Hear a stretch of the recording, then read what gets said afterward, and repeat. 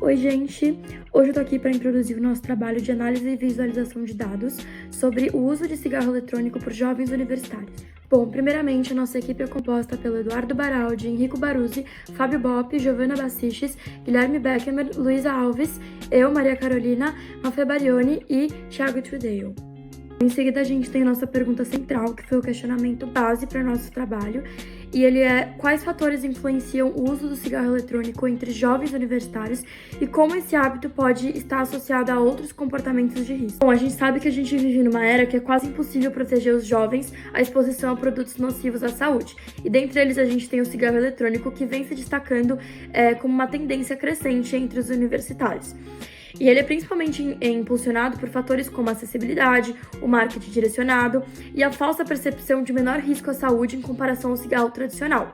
E diante desse cenário, a gente percebeu que é essencial adotar estratégias de conscientização que abordem os riscos e os perigos associados a esse produto, especialmente no ambiente acadêmico, onde a experimentação e a influência social é muito predominante. Vale lembrar também que a gente fez as nossas pesquisas por coletas de dados online pelo Google Forms e a gente obteve 151 respostas, ou seja, 151 pessoas entrevistadas. Na nossa pesquisa de gênero, deu que 60,7% é o público feminino e apenas 37,3% é o público masculino. Então, tivemos predominância no público feminino. Então, nossa pesquisa vai ser influenciada pelas opiniões femininas. Sobre a nossa pergunta se você já utilizou cigarro eletrônico, nossos resultados deram que 22,7% não utilizou alguma vez na sua vida e 77,3% já utilizou. Então, é um fato muito preocupante que de 7 em cada 10 entrevistados assumiram que já utilizou o cigarro eletrônico. Bom, sobre a nossa pesquisa de frequência de consumo, nós chegamos à conclusão que quem nunca consumiu é apenas 42,7%, quem consome raramente são 22%, algumas vezes por mês são 10%, algumas vezes por semana é 10,7% e diariamente é 14,7%. Então, embora seja um percentual menor, aproximadamente uns 25% aí admitiram consumir o pod pelo menos de uma forma semanal. Bom, agora eu vou falar da forma de aquisição, que é como as pessoas conseguem esses cigarros eletrônicos. E aqui na nossa tabela a gente consegue ver que 0,7% não consome pod, 1,3% ganha de familiares, 14,7% compra com algum amigo que vende ou algo do tipo, 38,7% compra por conta própria, compra em sites, esse tipo de coisa, e 44,7% nunca comprou pod na vida. Bom, nessa pergunta a gente estava tentando entender melhor o motivo para esse consumo do cigarro eletrônico. A gente conseguiu obter algumas informações com isso. Então, 20,7% das pessoas nunca usaram, 0,7% das pessoas dizem que esse consumo é por conta da bebida alcoólica. Então, com o consumo da bebida alcoólica, acaba tendo vontade de consumir o cigarro eletrônico. 10% das pessoas disseram que é para aliviar o estresse. 20,7% das pessoas disseram que é por causa do sabor, e a grande maioria das pessoas, que foi 54,7%, disse que é por influência da família dos amigos. Isso acaba sendo um fato muito curioso, porque pela maioria dos entrevistados, a gente conseguiu chegar nessa informação que foi por uma influência, que consome por influência de familiares ou de algum amigo próximo. Bom, agora eu vou falar da influência de amigos da própria universidade em relação ao consumo de pod, em que 81% das pessoas dizem que sim, os amigos influenciam, e 18,7% fala que não influencia.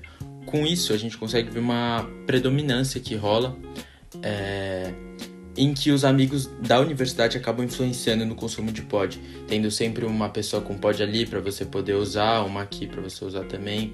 Aí você sempre consegue ir usando e os amigos acabam influenciando muito em relação aos usos de pod na própria universidade também.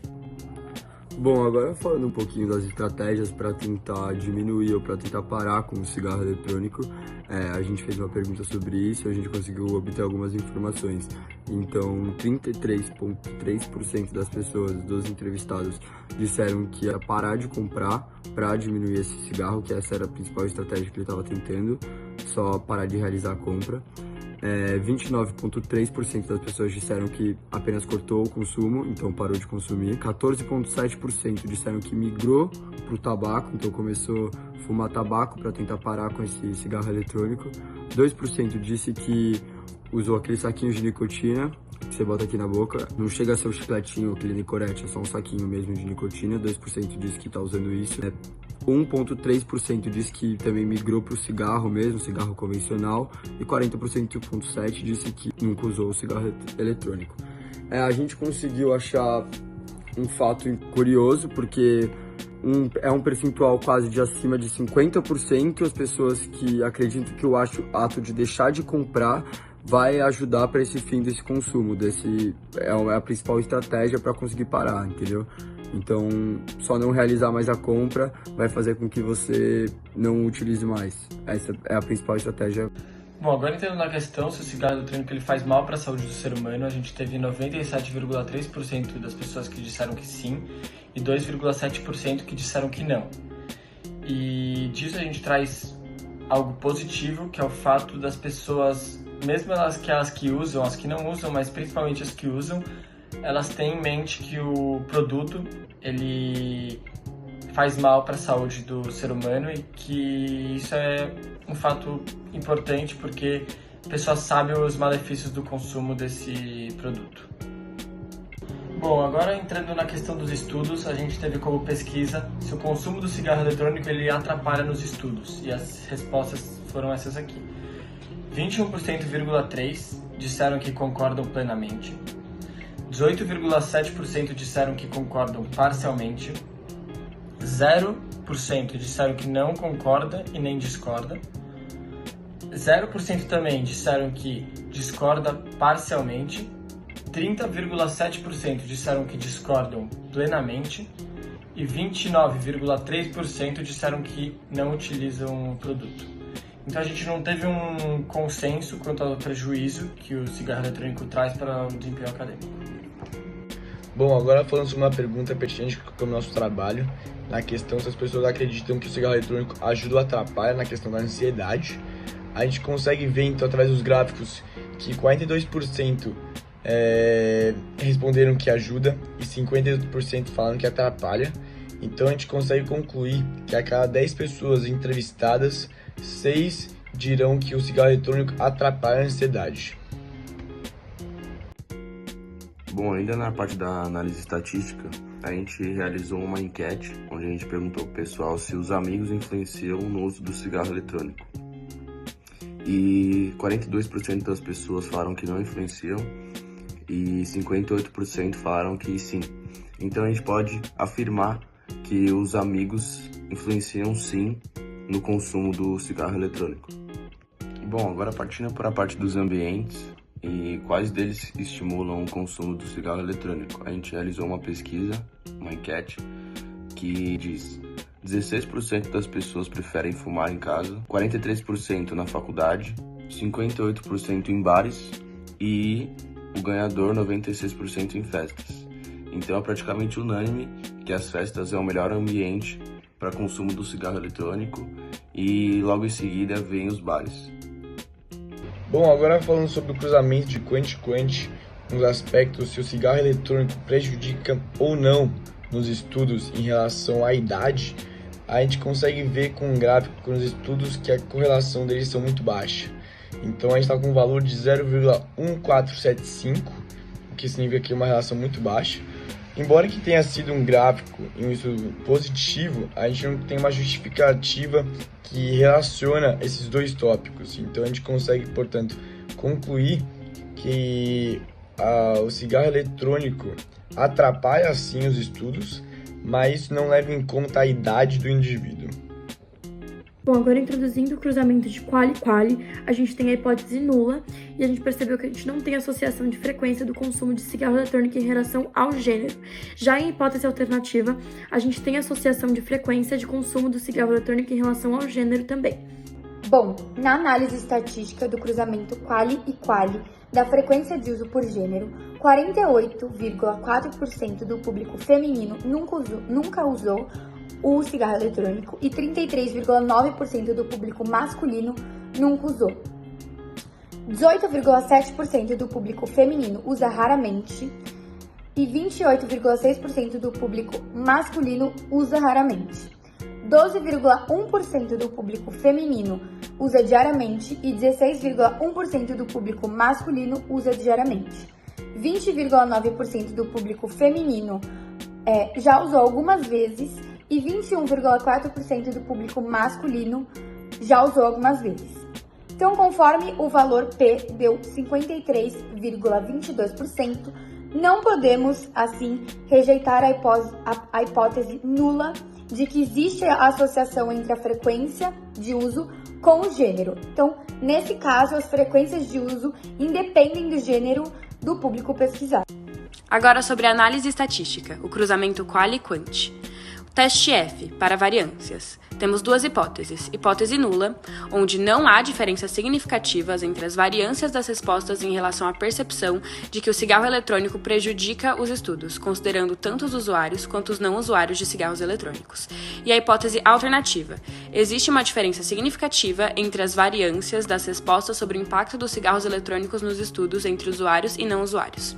E temos o teste T, para médias. E temos a hipótese nula. Não há diferenças significativas entre as médias das respostas dos usuários e não usuários quanto à percepção de que o cigarro eletrônico prejudica os estudos. E a hipótese alternativa, onde há diferenças significativas entre as médias das respostas dos dois grupos em relação ao impacto do cigarro eletrônico nos estudos. Essas hipóteses vão nos ajudar a entender se os usuários e não usuários têm opiniões similares ou diferentes sobre os efeitos do cigarro eletrônico no desempenho acadêmico. E agora para os resultados da análise estatística, aqui a gente apresenta os resultados obtidos a partir dos testes estatísticos realizados. Primeiro gráfico de barras. No gráfico, nós temos duas categorias, não, de que não consumiu cigarros eletrônicos, e sim, já consumiu cigarros eletrônicos. As médias de concordância entre os dois grupos, sim e não, em relação à ideia de que o cigarro eletrônico prejudica os estudos, estão representadas pelas barras azuis. É possível observar que ambas as médias são muito próximas, indicando percepções semelhantes entre os dois grupos. Para o resultado estatístico, o p-valor é de 64,4%, o que significa que não há evidência estatística para rejeitar a hipótese nula. Com um p-valor tão alto, concluímos que não há diferenças significativas entre os dois grupos. Portanto, tanto os usuários quanto os não usuários de cigarros eletrônicos compartilham a mesma opinião sobre os possíveis prejuízos do uso desse produto nos estudos. Baseado nesses resultados, a percepção de que o cigarro eletrônico prejudica os estudos é similar independentemente de pessoa ser usuária ou não. Esse resultado sugere que o consumo do cigarro eletrônico não afeta significativamente a percepção de impacto acadêmico entre os jovens que responderam à pesquisa.